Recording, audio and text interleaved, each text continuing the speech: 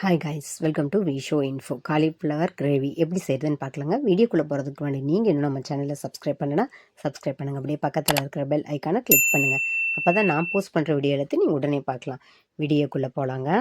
Cauliflower gravy செய்ய போகிறோம். காலிஃப்ளவரை வந்து சுடு தண்ணியில் உப்பு போட்டு மஞ்சள் தூள் போட்டு 3 மினிட்ஸ் சோக் பண்ணி வச்சுருந்தேன்.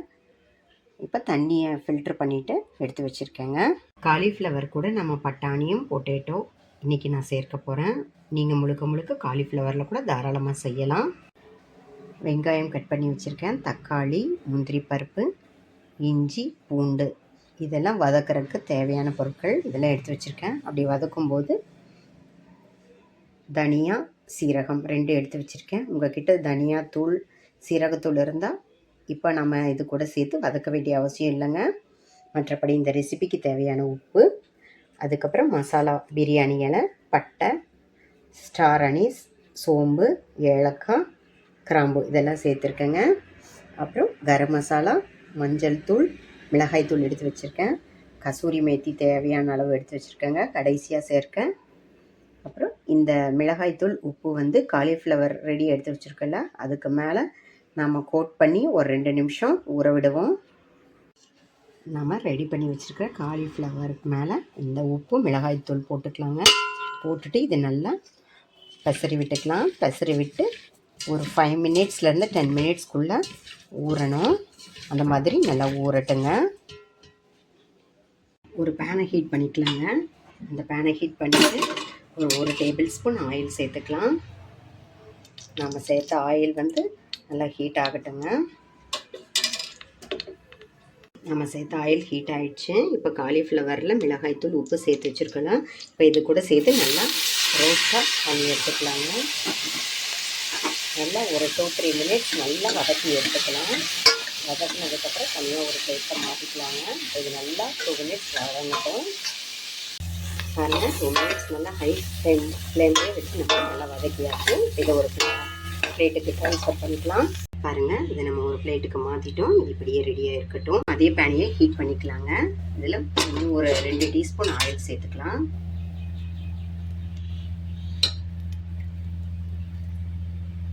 இந்த ஆயிலில் நம்ம ஆனியன், டொமேட்டோலாம் கட் பண்ணி வச்சுருக்கோங்க, அதை சேர்த்து நம்ம நல்லா வதக்கிக்கலாங்க.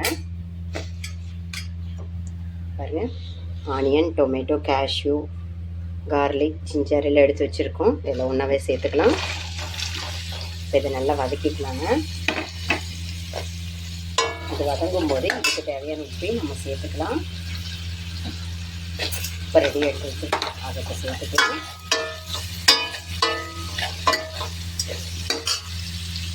தனியா, சீரகம் எடுத்து வச்சுருக்கோம், அதையும் சேர்த்துக்கலாங்க. எல்லாம் நல்லா வதக்கிக்கலாங்க. இப்போ இந்த மசாலாலாம் எடுத்து வச்சுருக்கேன்னா அதையும் சேர்த்துக்கலாம். நல்லா வதங்கட்டும். எல்லாம் வெங்காயம், தக்காளி, உப்பு சேர்த்ததுனால சீக்கிரமாகவே வதங்கிடும். இது நல்லா வதங்கட்டும். ஒரு 2 நிமிஷம் கழித்து பார்க்கலாங்க. வெங்காயம், தக்காளி எல்லாம் நம்ம மசாலாவோடு வதக்கிட்டுருக்கோம். நல்லா வதங்கிடுச்சுங்க. இப்போ இதை நல்லா ஆறுனதுக்கப்புறம் ஸ்மூத் பேஸ்ட்டாக அரைச்சிக்கலாங்க. இப்போ ஃபஸ்ட்டு நல்லா ஆறட்டும். பாருங்கள், நம்ம வதக்கி வச்சதெல்லாம் நல்லா ஆறிடுச்சு. இப்போ இது ஒரு மிக்ஸி ஜாருக்கு மாற்றிக்கலாம். பாருங்கள், மிக்ஸி ஜாருக்கு மாற்றி நம்ம நல்லா ஸ்மூத் பேஸ்ட்டாக அரைச்சாச்சு. இப்போ இது ஒரு பிளேட்டுக்கு மாற்றிக்கலாம். மறுபடியும் அதே பேனையை நான் ஹீட் பண்ணி வச்சுருக்கேங்க. ஒரு 2 டேபிள் ஸ்பூன் ஆயில் சேர்த்துக்கலாம். நம்ம சேர்த்த ஆயில் ஹீட் ஆகிட்டுருக்கு.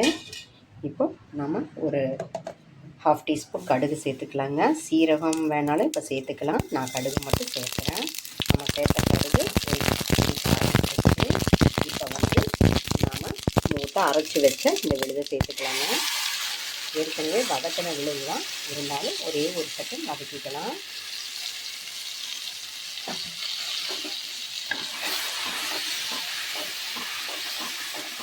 நல்லா வதக்கிக்கலாம்.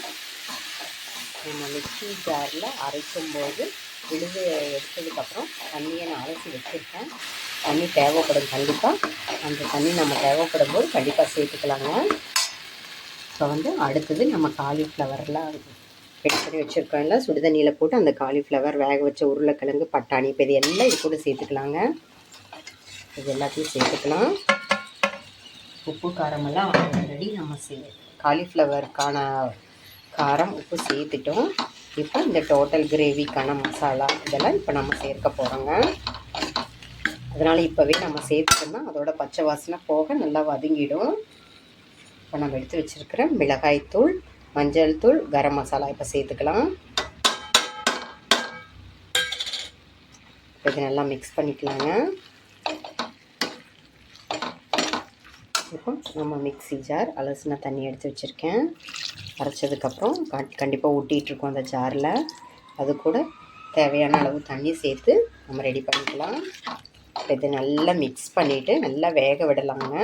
அப்போ தான் நம்ம சேர்த்த காலிஃப்ளவர் பீஸ் பொட்டேட்டோவில் நம்ம சேர்த்த மசாலாவில் பச்சை வாசனை போக நல்லா டேஸ்ட்டு ஊறி இருக்கும். இது நல்லா வேகட்டும். இன்னும் கண்டிப்பாக தண்ணி தேவைப்படும். இது ஓரளவுக்கு வெந்ததுக்கப்புறம் நம்ம சேர்த்துக்கலாம். சூப்பராக நம்மளோட cauliflower potato peas gravy ready ஆயிடுச்சுங்க. அட்டகாசமாக இருக்குது. இப்போ மறுபடியும் தேவையான அளவுக்கு தண்ணி சேர்த்துக்கலாங்க. டேஸ்ட்டு செக் பண்ணிக்கலாம். இன்னும் 2 போர்ஷனாக நம்ம உப்பு காரமெல்லாம் சேர்த்திருக்கோம். நீங்கள் அதை செக் பண்ணிக்கணும். கடைசியாக மல்லி இலை சேர்த்துக்கலாம். அப்புறம் கசூரி மேத்தி எடுத்து வச்சுருக்கேன், அதையும் சேர்த்துக்கலாம்.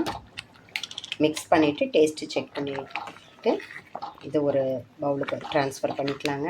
சூப்பராக ரெடி ஆயிடுச்சு. ட்ரை பண்ணி பாருங்கள். பார்க்க சூப்பராக இருக்குது, சாப்பிட அதை விட சூப்பராக இருக்குங்க. ட்ரை பண்ணி பாருங்கள். நீங்கள் பொட்டேட்டோ போட்டாவே நல்லா க்ரீமியாக தான் இருக்கும். அதுக்கு மேலே கேஷ்யூ உங்களுக்கு விருப்பம் இருந்தால் சேர்த்துக்கலாம். கேஷ்யூ போட்டால் இன்னும் ரிச்சாக இருக்குங்க. அதுக்காக தான் நான் சேர்த்துருக்கேன். சரி, இப்போ இது ஒரு பவுலுக்கு ட்ரான்ஸ்ஃபர் பண்ணிக்கலாம். சூப்பராக அட்டகாசமாக நம்மளோட cauliflower potato peas gravy ready ஆயிடுச்சுங்க. சப்பாத்திக்கு மட்டும் இல்லை, பூரி, நான் எல்லாத்துக்குமே நல்லா இருக்குங்க. ட்ரை பண்ணி பாருங்கள். ஆல்ரெடி நம்ம காலிஃப்ளவர் கிரேவி ஏற்கனவே நம்ம சேனலில் போட்டிருக்கோம். இருந்தாலும் சின்ன சின்ன வேரியேஷன் தான். ட்ரை பண்ணி பாருங்கள். அட்டகாசமாக இருக்கும். காலிஃப்ளவரோடு அந்த பீஸு பொட்டேட்டோ வரும்போது சாப்பிட ரொம்ப டேஸ்டியாக எம்மியாக இருக்குங்க. இந்த கிரேவி டெஃபினட்டாக ட்ரை பண்ணி பாருங்கள். என்னங்க, இந்த ரெசிபி உங்களுக்கு பிடிச்சிருந்தால் லைக் பண்ணுங்கள், ஷேர் பண்ணுங்கள், கமெண்ட் பண்ணுங்கள். ஞாபகமாக சப்ஸ்கிரைப் பண்ணுங்கள். ஓகே, பாய்.